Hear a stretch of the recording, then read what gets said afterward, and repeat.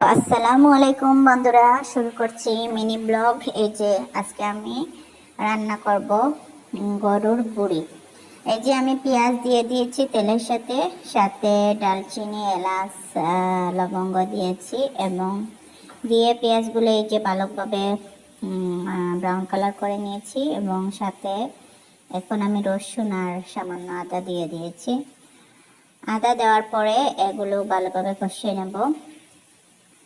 কষিয়ে নিয়ে তারপর এই যে দেখতে পাচ্ছেন কষিয়ে নিচ্ছি। কষিয়ে নেওয়ার পরে আমি সাথে হলুদ, মরিচ, ধনিয়ার গুঁড়া দিয়ে দিয়েছি।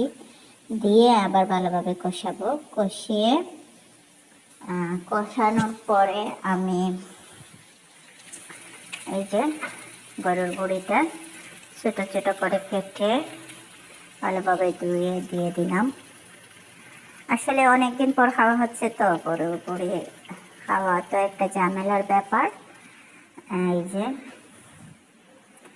দেখছি ভালোভাবে কষাবো, কষিয়ে তারপরে পানি দিয়ে রান্না করব। ওকে।